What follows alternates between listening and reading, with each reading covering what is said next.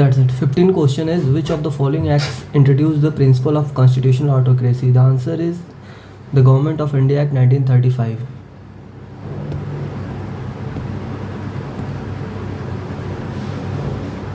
The principle of constitutional autocracy was introduced by the Government of India Act 1935. This act vested the executive authority of provinces in the governors and of centers in the Governor General on behalf of the Crown. This act vested the executive authority of provinces in the governors and of center in the Governor General on behalf of the Crown. The Indian legislature was made bicameral for the first time.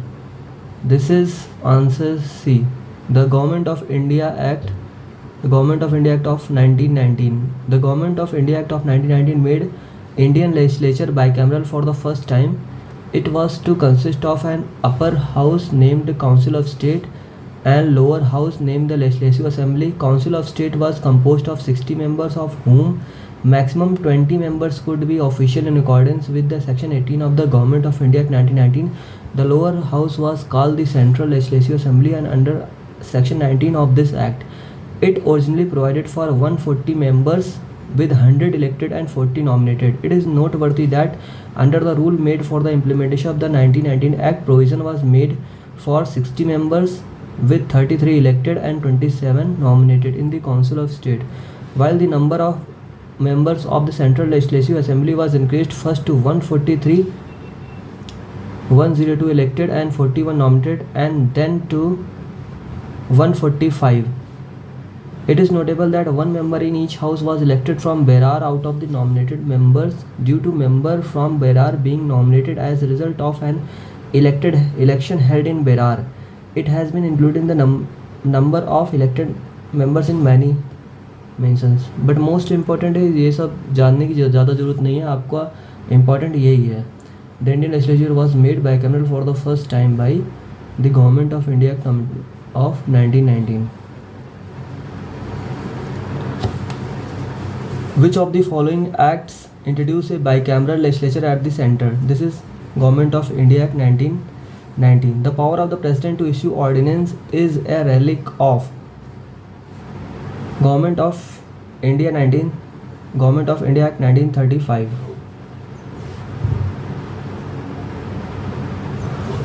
Though in the British India, Viceroy was empowered to promulgate ordinances without the permission of legislative councils under the Indian Council Act 1861. However, the President's power to promulgate ordinances, Article 123, is inspired by the Section 42 of the Government of India Act. जो viceroy था, वो viceroy जो empowered power था ordinance प्रोमulgate करने के लिए without the permission of the legislative councils under the Indian council act, वो Indian council act 1861 के से था. बट जो प्रेसिडेंट्स को पावर मिली अपने कॉन्स्टिट्यूशन में ऑर्डिनेंस प्रोमulgation की, वो गवर्नमेंट ऑफ इंडिया एक्ट 1935 के बेसिस पे मिली. एंड ऑर्डिनेंस किससे रिलेटेड है? आर्टिकल 123 से, article 123, which act for the first time made it possible for Indians to take some share in administration of their country. This is Charter Act 1833. Section 87 was one of the most important section of the Charter Act 1833. It stated that no person of India or the Crown would be debarred from any place, post or service subject to the company on the ground of religion, place or birth, descent or color of any of them. Subsequent Section 87 of the Act 1833 laid down the foundation for the participation of Indians in the administration during the political movement. ये जब IAS की civil services की शुरुआत हुई थी यहाँ से, फिर पर बाद में इसका विरोध हुआ था, तो इसलिए 1854 में शुरू की गई. The distribution of power between center and state as the Constitution of India is based on which of the following plan? This is Government of India Act 1935. The separation of power was made by the Government of India Act 1935. It divided the legislative powers between central and provincial legislature and replaced Darchi. It divided the legislative powers between central and provincial legislatures and replaced Darchi in the provinces with Darchi at the center. The act also envisaged establishment of Federation of India made up of both British India and some princely states. However, this part was never implemented. इसमें important क्या है? It divided the legislative powers between legislative powers को divide किया गया between central and provincial legislature, मतलब वो अपने अपने laws खुद बनाएंगे. And replaced diarchy in provinces. पहले जो डायरची प्रोविंसेस में हुआ करती थी 1919 के थ्रू, अब उसको सेंटर पे ला दिया गया, डायरची और सेंटर. अब इसी एक्ट से फेडरेशन ऑफ इंडिया भी बना, जो बाद में इम्प्लीमेंटेड तो नहीं हुआ कभी. A federal system and diarchy at the center was introduced in India by the Government of India Act 1935. पीछे explanation था. The provision for the establishment of All India Federation was included in the Government of India Act 1935. Which of the following acts provided for the federal polity in India? This is Government of India Act 1935. In the federation established under the Act of 1935, residuary powers were given to the Governor General. The residuary power were given to the Governor General. The residuary power were given to the Governor General in the federation established under the Government of India Act 1935. In the federation established by the Government of India Act 1935, residuary powers were given to the Governor General. Which one of the following is not an important and permanent constituent in the constitutional history of India as adopted in the Government of India Act 1935? A written constitution for the country, elected representatives responsible to the legislature, emphasize a scheme of federation, nomination of official members to the legislature. इसमें से a written constitution for the country सही है. Provision for the written constitution for the country was not mentioned in the Government of India Act 1935. Government of India Act 1935 में ये नहीं था कि written constitution होगा. Demand for a constitution was accepted in principle by the British government in what is known as August Offer 1940. August offer of 1940 के तहत demand जो थी कॉन्स्टिट्यूशन की, उसको एक्सेप्ट किया ब्रिटिश गवर्नमेंट ने. In which the British government concurred that framing of new constitution should be primarily the responsibility of Indian themselves, कि Indian खुद से वे बनाएंगे. In 1942 Sir Stafford Cripps, a member of the British cabinet, came to India with a draft proposal of the British government on the framing of an independent constitution to be adopted after the World War II. जो Stafford Cripps 1942 में आया था, वो proposal लेके आया था कि जो भी इंडिपेंडेंट कॉन्स्टिट्यूशन बनाया जाएगा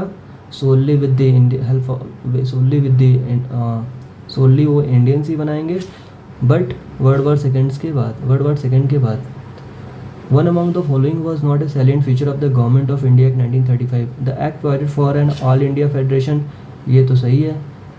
Residuary subjects were allocated to the provincial legislature. नहीं, residuary subjects were allocated to the Governor General of India on that time. So B is the correct answer.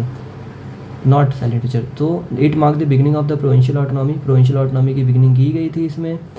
Government of India 1935 में. It abolishes dyarchy at the provincial level and reduced at the centre. Okay, dyarchy जो provincial level पे 1919 के तहत लाई गई थी, उसको अब centre पे ला दिया गया. Residuary subjects were neither allocated to the central nor provincial legislature. Residuary powers were vested in the viceroy और governor general of India. Thus B is not a salient feature of the government of India 1935.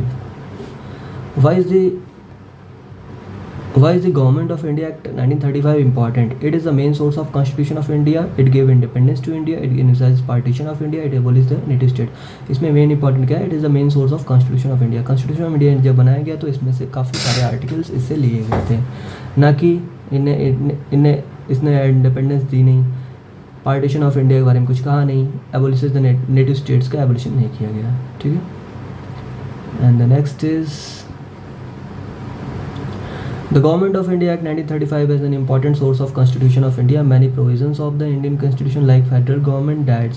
हाँ, federal government कहाँ से लिया गया? 1935 से. डायरची at the centre कहाँ से लिया गया? गवर्नमेंट ऑफ इंडिया एक्ट 1935 से. Distribution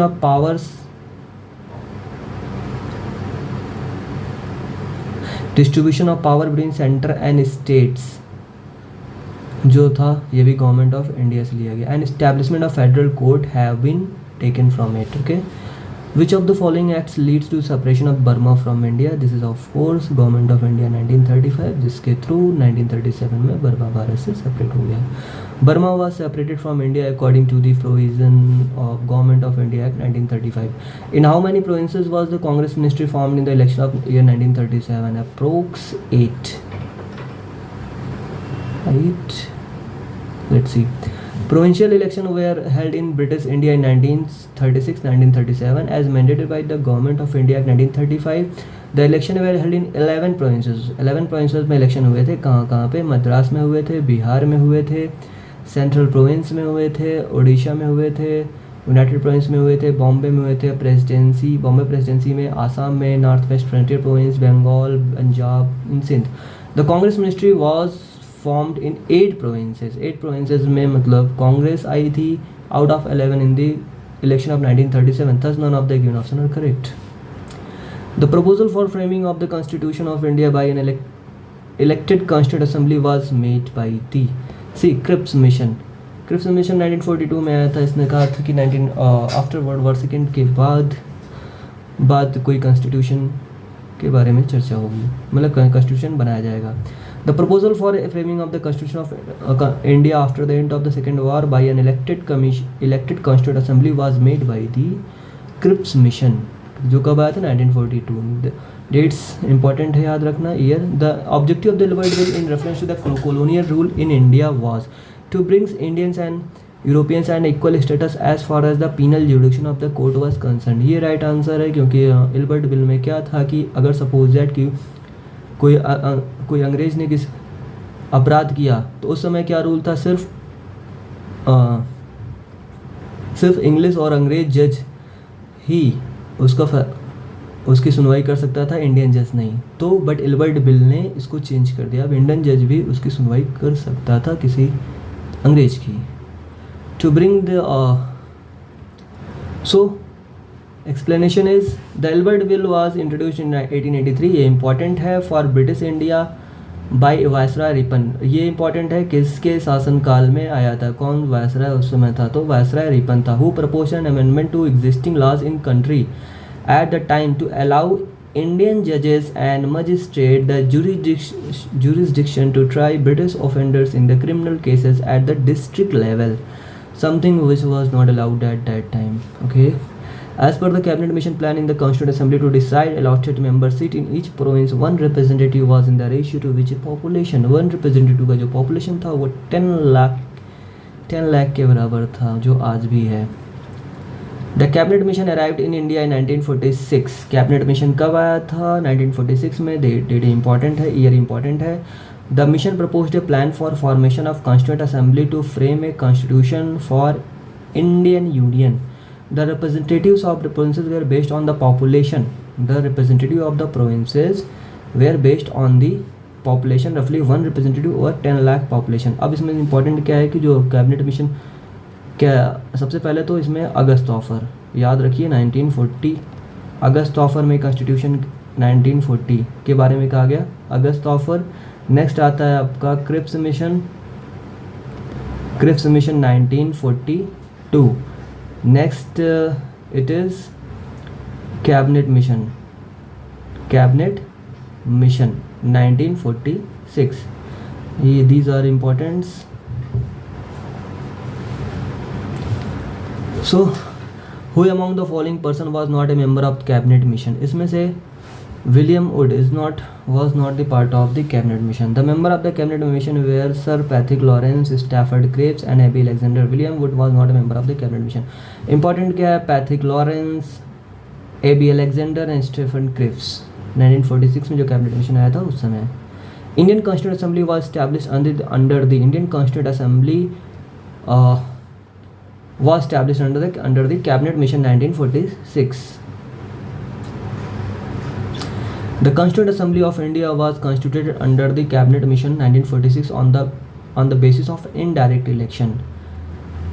In the Antrim government formed in 1946, the Vice President of Executive Council was, that is Jawaharlal Nehru.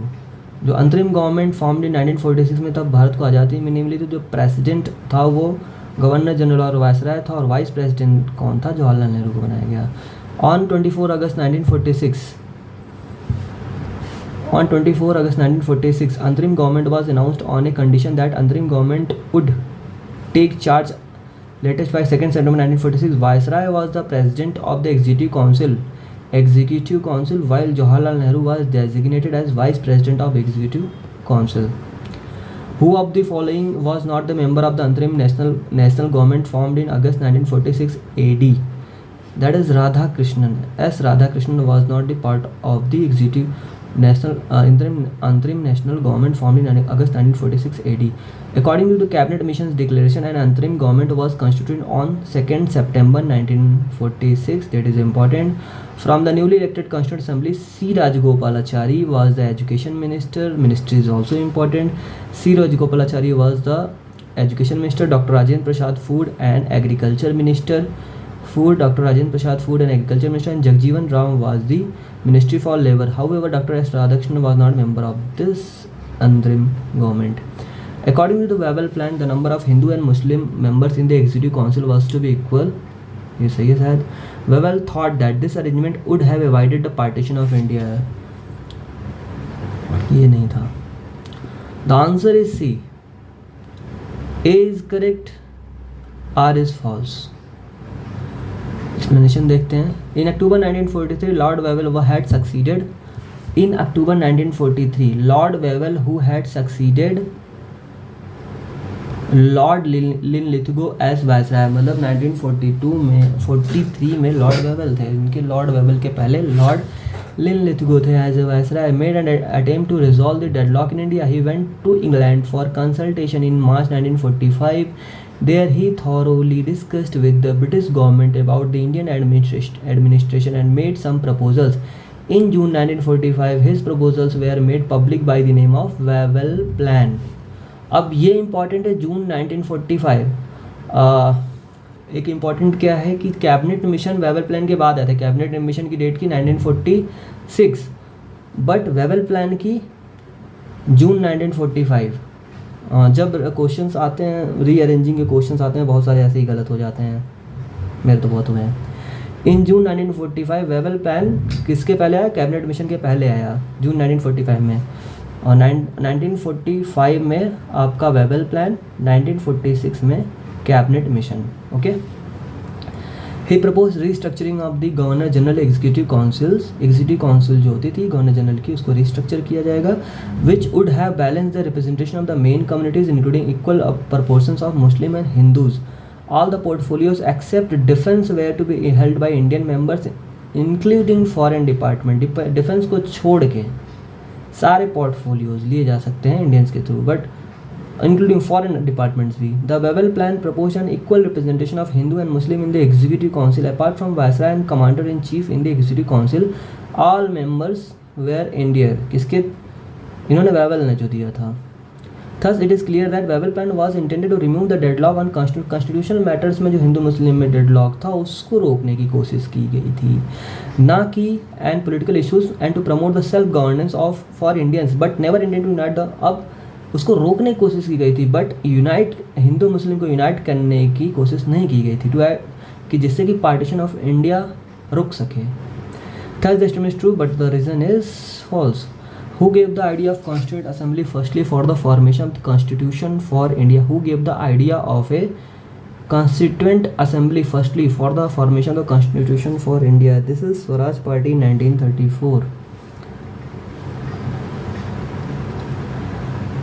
The Swaraj Party in the conference at the Ranchi in 1934 presented the policy of Constituent Assembly. It was to be composed of Indian representative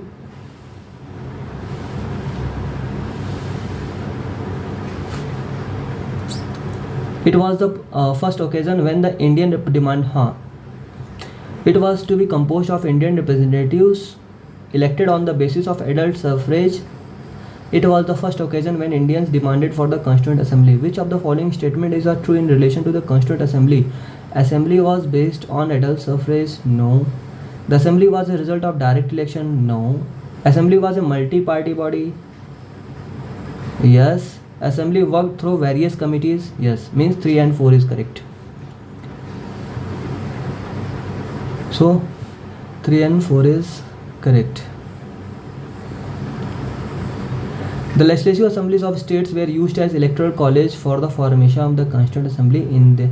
In this way, the Constituent Assembly was a result of indirect election.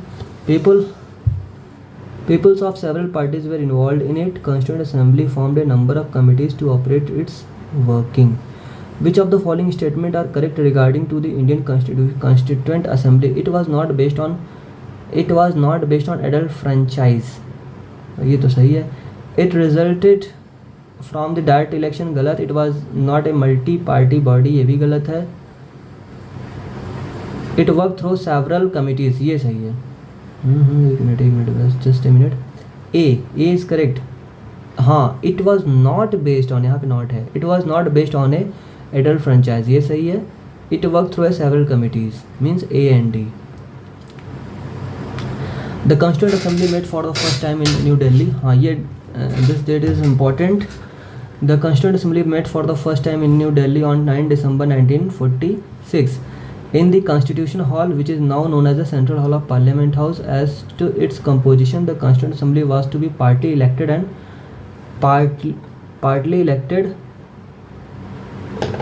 partly nominated.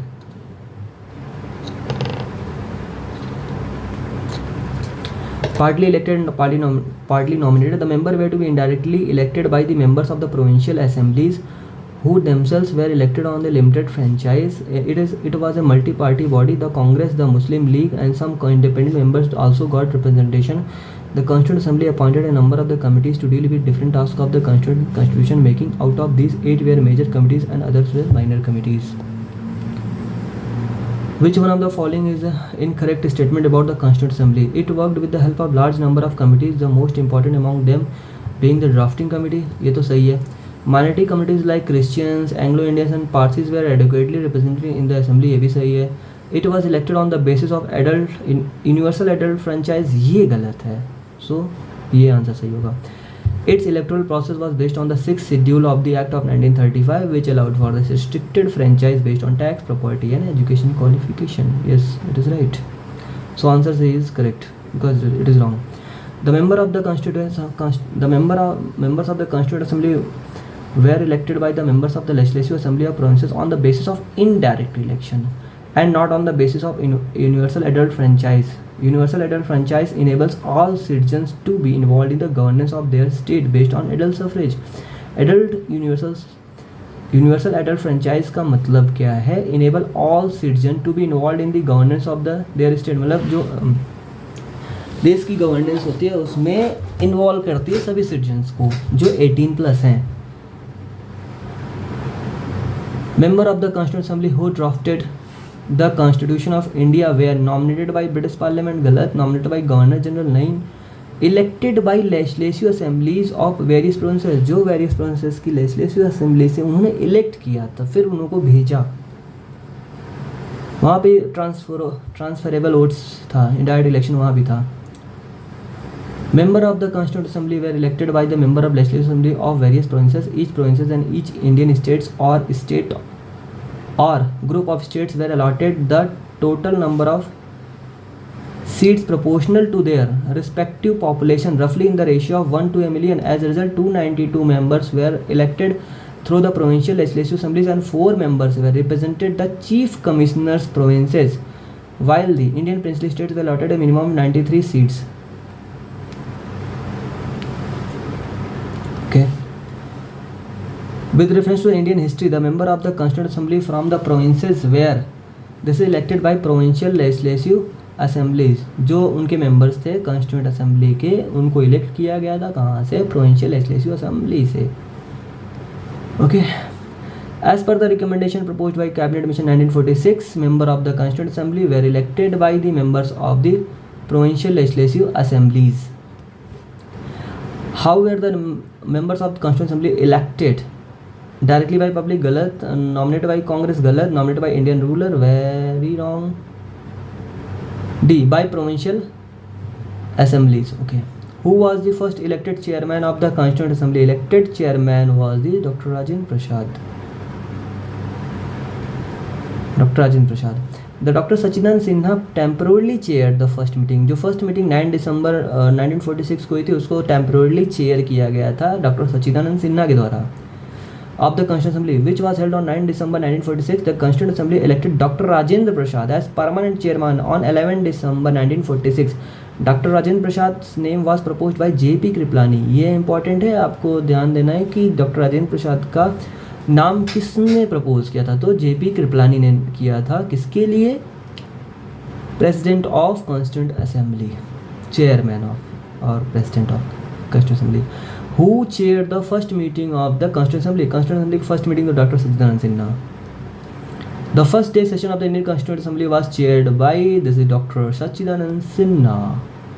Who was the chairman of the Constituent Assembly of the India? Doctor Rajendra Prasad. साफ साफ question है, first अगर आ गया doctor Sachchidananda Sinha, अगर chairman of the constituent assembly आ गया होल के लिए तब डॉक्टर राजेंद्र प्रसाद। बहुत क्वेश्चन है यार। Who was the president of the Constituent Assembly of Independent India? यहाँ पे लिखा है Who was the president of Constituent Assembly of Independent India? This is doctor Rajendra Prasad. Constituent Assembly of India was established on 9 December 1946 को established की गई थी। The Indian Constitution Assembly was established with the commencement of its first meeting on the 9 December 1946. First session of a Constituent Assembly was held on the 9 December 1946. When was the Constituent Assembly established? December 1946 इसको बोल देना चाहिए, यहाँ पे 9 दिसंबर कर देना चाहिए।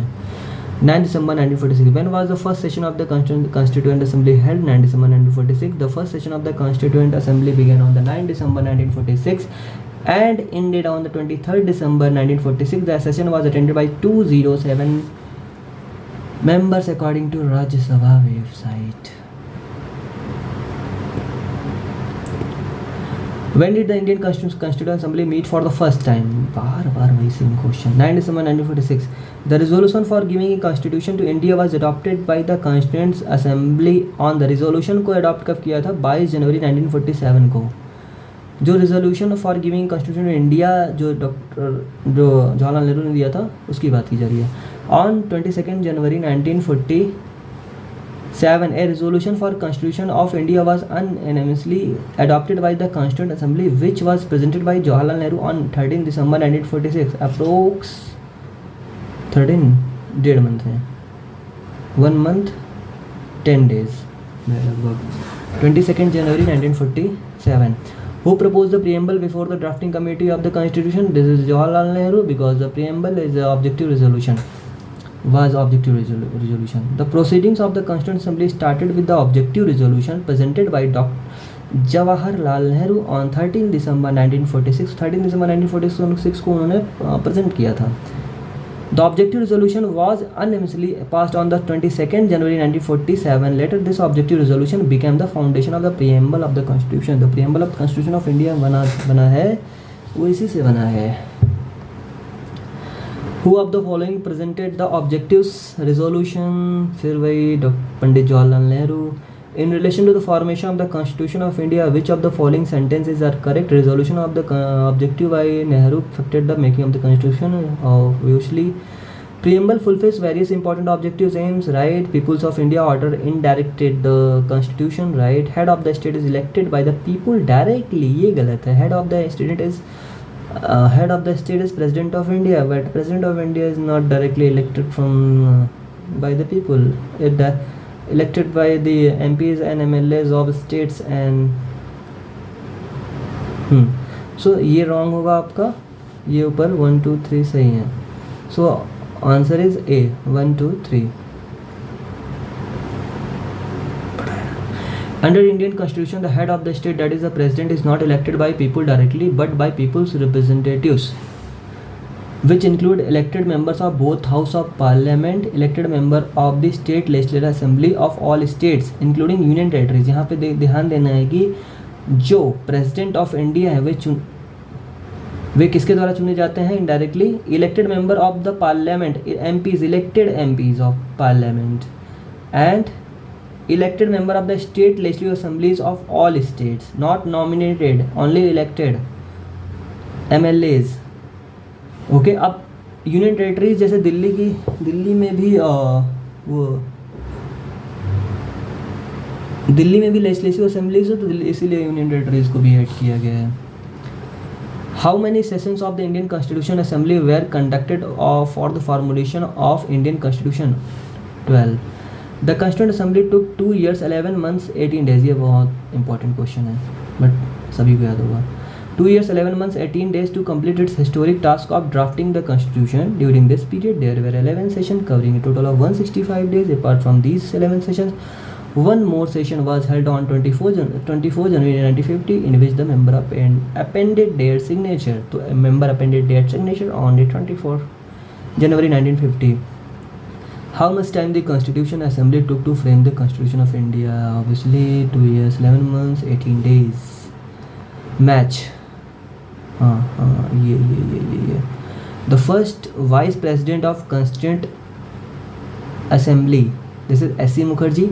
Originally the only Congress member of Drafting Committee, V.T. Krishnachari. Member of the Constituent Assembly, member of the Constituent Assembly representing Rajasthan Princely State. Rajasthan को V.T. कृष्णचारी ने वो किया था. Chairman of union constitution committee, this is Jawaharlal Nehru. Let's see, देखते हैं कितना सही कितना गलत. हाँ, the first vice president of constituent assembly is S.C. Mukherjee. First vice president of constituent assembly कौन थे? S.C. मुखर्जी थे. The only Congress member of drafting committee. Drafting committee में 7 मेंबर्स थे, उनमें से K.M. मुंशी जो थे सिर्फ वे कांग्रेस के थे. Representative of the Rajasthan princely state, V.T. कृष्णचारी. इनका नाम थोड़ा सा साउथ इंडियन लग रहा है बट ये राजस्थान को इन्होंने रिप्रेजेंट किया था. Chairman of the union constitution committee है तो जवाहरलाल नेहरू हैं. यूनियन कॉन्स्टिट्यूशन कमेटी के चेयरमैन जो जवाहरलाल नेहरू हैं. The first temporal vice president of the constituent assembly was Frank Anthony, who was nominated by the then temporal president Sachidanand Sinha on the 9 December 1946. S.C. Mukherjee, यहाँ पे ये भी याद रखना, फ्रैंक एंथनी का नाम vice president, temporal vice president.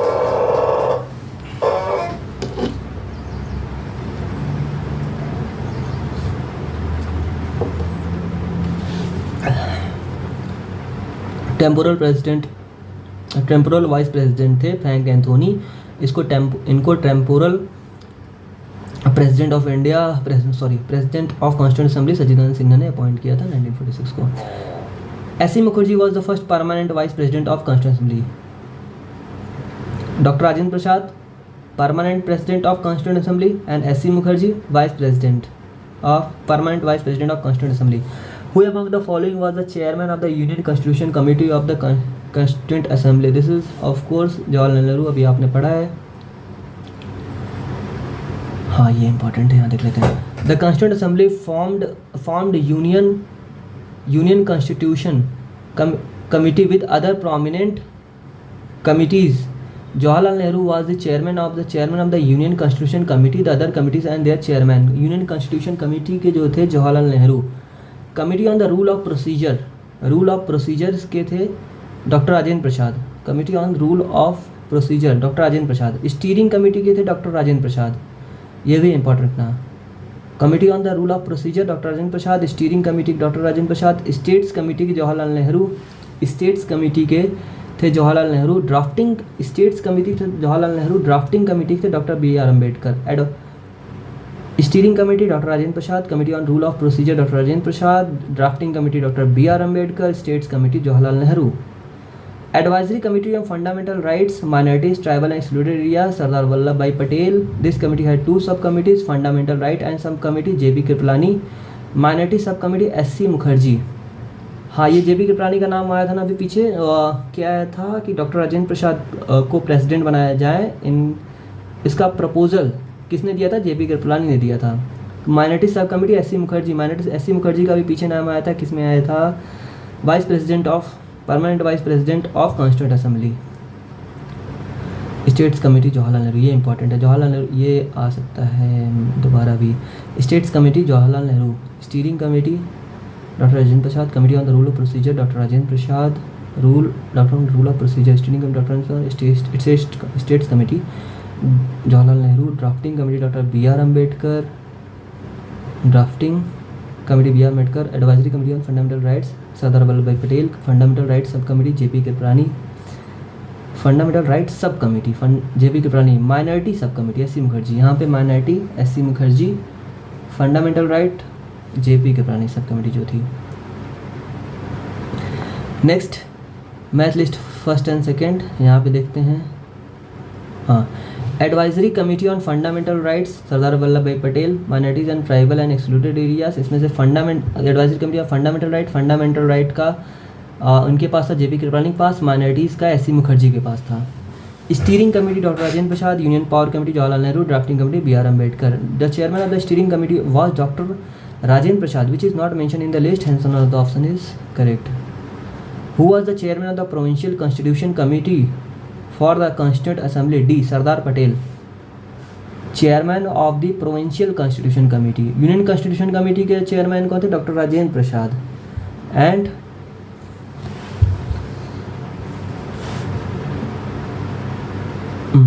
Provincial constitution committee के chairman कौन है? सरदार पटेल। सरदार Vallabhbhai Patel was the chairman of the provincial constitution committee of the constituent assembly. Who was the chairman of the drafting committee? ये तो doctor Bhimrao Ambedkar, ये simple है। Dr. B.R. Ambedkar was the chairman of the drafting committee. It was the most important committee since it was tasked with the responsibility of drafting the constitution. The chairman of the drafting committee of Indian Constitution Assembly was Dr. B.R. Ambedkar. Who was the chairman of the advisory committee on fundamental rights and minorities constituted by the Constituent Assembly? This is Sardar Patel. Sardar Vallabhbhai Patel was the chairman of the advisory committee on fundamental rights, minorities, tribals and for excluded areas. This committee had two subcommittees: fundamental rights subcommittees under chairmanship of J.B. Kripalani and minority subcommittees under the chairmanship of the S.C. Mukherjee. Drafting committee of the Constitution's Assembly under B.R. Ambedkar had how many other members? 6. 7 मैंने पीछे क्यों बताया? क्योंकि उसमें chairman का भी तो नाम लिखा जाएगा, बी आर अम्बेडकर। अदर इसमें पूछा है। There are 6 other members in the drafting committee constituted under the chairmanship of doctor B R Ambedkar. Members were N Gopal, हाँ ये इंपॉर्टेंट है, मेंबर्स के नाम याद रखना।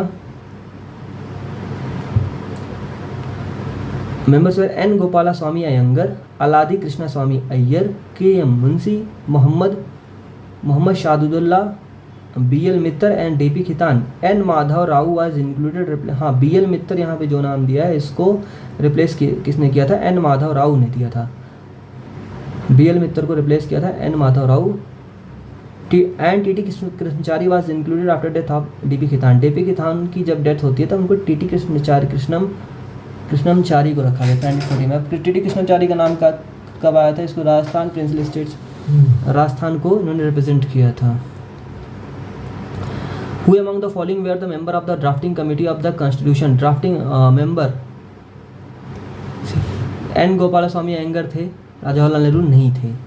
अल्लादी कृष्ण स्वामी अय्यर का नाम उसमें था, अभी सुना है हमने। सरदार वल्लभ भाई पटेल नहीं थे। So first and third. Who among the following was not a member of the drafting committee of the constitution? के एम मुंशी थे, ए के अय्यर थे, सादतुल्ला थे, जवाहरलाल नेहरू नहीं थे। So option D is correct. The Constituent Assembly set up a drafting committee under the chairmanship of Dr. B.R. Ambedkar on 29 अगस्त, ये important है date, 29 अगस्त 1947 को ड्राफ्टिंग कमेटी सेटअप की गई थी। On 29 August 1947 by a resolution, drafting committee was formed under the chairmanship of Dr. Ambedkar to discuss and decide the form and structure of the constitution. Drafting committee को कब set up किया गया था? 29 अगस्त 1947 by a resolution. अब who was the constitutional adviser at the time of the formation of the constitution? Constitutional adviser कौन थे? BN. Rao थे। सी. Sir Benegal Narsingh Rao was appointed as the constitutional adviser during the formation of the constitution. The first draft of the constitution was prepared by, first draft जो था constitution का BN. Rao ने बनाया था। The first draft of the constitution was prepared by the constitutional advisor B.N. Rao, who was put before drafting committee for opinion, discussion and changes in the original draft proposed by Mr. Rao included 243 articles and 13 schedules. When did Constituent Assembly adopted national flag? National flag adopted 22 July 1947. A option शायद, हाँ। The national flag of India was adopted during the 4th session of the Constituent Assembly on 22nd July 1947. Flag कब adopt किया गया था? ये सब important question है। Who was the chairman of the National Flag Committee? National flag committee के chairman doctor Rajendra प्रसाद थे। Dr. Rajendra Prasad was the chairman of National Flag Committee. There were two flag committees mentioned in the Indian history. First is the Flag Committee constituted on 2nd April 1931 at Karachi session under the chairmanship of Sardar Vallabhbhai Patel. An ad hoc committee on national flag was formed on 23rd June 1947, whose chairman was Dr. Rajendra Prasad. As the question is about chairman of the Flag Committee constituted by Constituent Assembly, so the correct option is B. J.P. Kiprani was neither chairman nor a member of any of the Flag Committee. The design of national flag was adopted by the Constituent Assembly of India on 22nd July 1947, right? The wheel in national flag was 21 spoke, 24 spoke. The ratio of width of the national flag to its 3:4, 2:3 है. So option only one. The design of the national flag was adopted by the Constituent Assembly on 22nd July 1947. Therefore, statement 1 is correct. There are 24 spokes in the wheel and width to length ratio is 2:3. Wheel and width ratio is 2:3. When was the third reading of the Indian Constitution Assembly started? Star marks in option नहीं है कोई. The third reading of the Constitution by Constituent Assembly was started on 17 November 1949 and completed on 26 November 1949. Hence none of the given option. मतलब कि वो जो 26 November 1949 को ही date थी. Next okay कोई नहीं करते हैं. The constitution of India was completed on, complete तो हो गया था 26 नवंबर 1949 को. The preamble of constitution states, "We the people of India enact, adopt and give to ourselves this constitution on 26 November 1949. This date is considered as a date of adoption, completion. Adopt किया गया था as in completion मतलब constitution को complete किया गया था.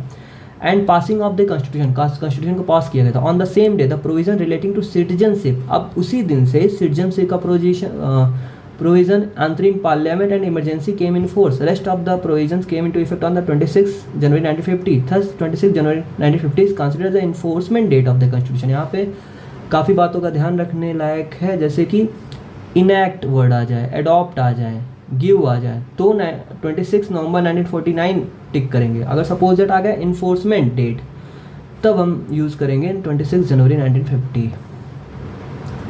Indian Constitution was adopted by the Constituent Assembly on 26 November 1949.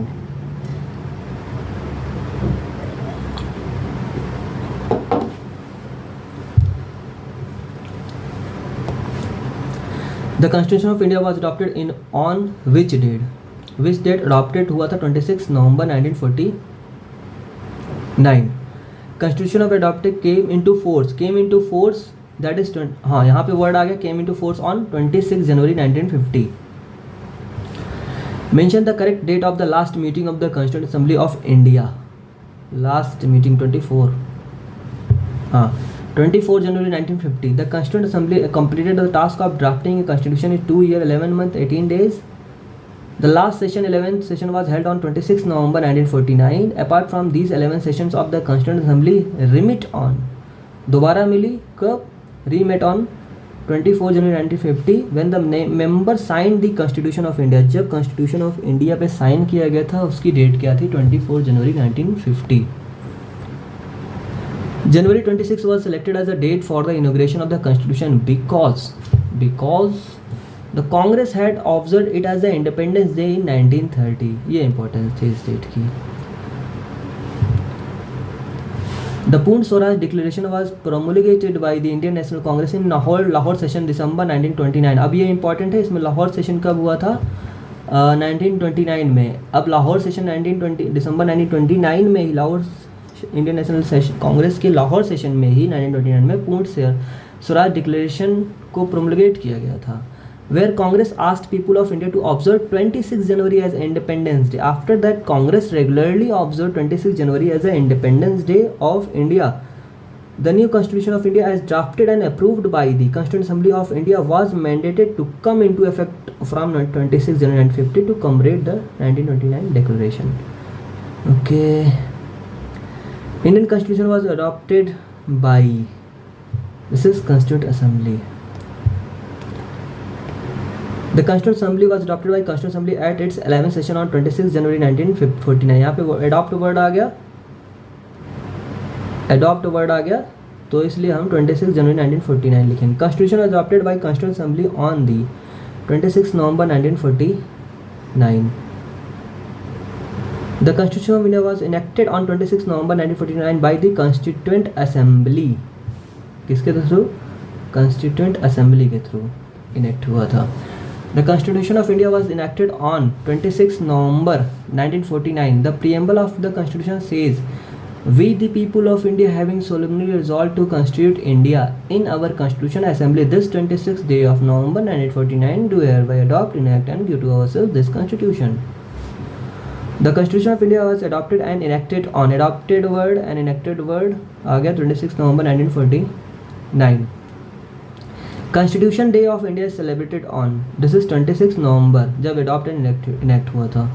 The Constitution Day of India is celebrated on 26 November since the new Constitution of India was adopted by the Constituent Assembly on 26 November 1949 and signed by the President Rajendra Prasad. Some of the provisions of the Constitution came into force at once, while the remaining provisions of Constitution came into force on 26 January 1950, the commencement date of the Constitution.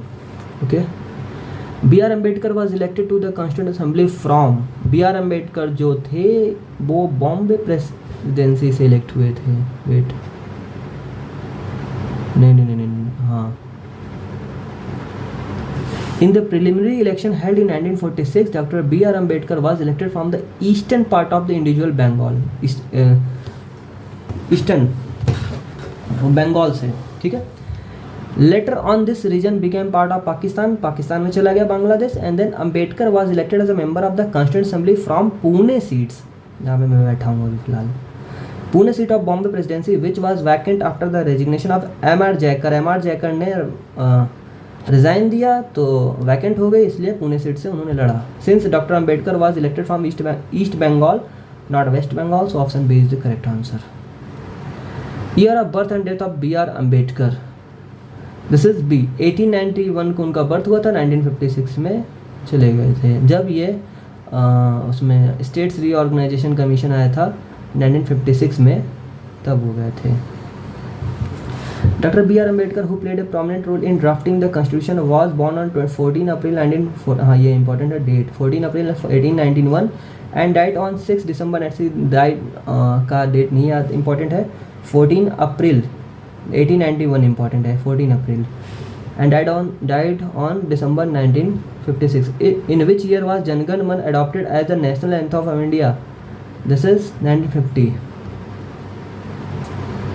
The Constituent Assembly accepted Jan Gan Man Adhinayak Jan Gan Man as the national anthem of India on 24 January 1950. वही 24 जनवरी जब इन्हें last session हुआ था, 12th session sign किया था सभी ने.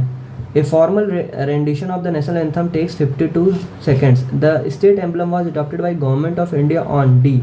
अब ये देखो यहाँ पे जनगण मन 24 जनवरी को था, फ्लैग 22 जुलाई को था, ये अलग अलग हैं सब. अब state emblem was adopted by the government of India 26 January. State emblem 26 जनवरी का, Jana Gana Mana 26 January 1950 24 January and flag 22 July. The state emblem, which is extracted from the Ashok pillar of Sarnath, Varanasi, was adopted by the Government of India on 26 January 1950. The discussions in the third roundtable conference eventually led to the passing of the Government of India Act 1935. Okay, the Government of India Act 1935 provided for the establishment of All India Federation to the based on the union of the provinces of the British India and the princely state. Right? Both are correct. During third roundtable conference, a plan was presented to finalize the Government of India Act 1935. In this act, provision was made to form an all India comprising of states of British India and princely states. From above, it is clear that both given statements are correct. Third roundtable conference was organized in 1932 in London and Congress did not participate in the conference. ये important है कि third round table conference 1932 में हुआ था और कांग्रेस ने इसको participate नहीं किया था। The constitution of India provides for all necessity of country, right, it is known और called as adopted constitution. Option B both are true, both सही है। अडॉप्टेड भी कहा जाता है कुछ लोग के द्वारा, ठीक है, बट उसका एक्सप्लेनेशन नहीं सही है। The Indian Constitution is able to provide for all the necessity of country. It is also well versed to future prospect as it contains a provision for amendments. जब कोई चीज़ें चेंज होंगी तो amendments भी किया जा सकता है। On the other hand, it takes views and principles from the constitution of various other countries. Thus, it may be called as adopted constitutions. Deferment of adult franchise for 15 years was advocated in the Constitution Assembly by deferment of adult franchise, मतलब कि adult franchise जो सभी लोग vote दे सकें 18 साल से above, उसको 15 साल तक आगे बढ़ाया जाए, ये कहना था किसका? Maulana Azad. At the time of discussion on the adult franchise, Maulana Azad in Constituent Assembly pleaded the deferment of adult franchise for 15 years, but Dr. Rajendra Prasad and Jawaharlal Nehru supported for its adoption strongly.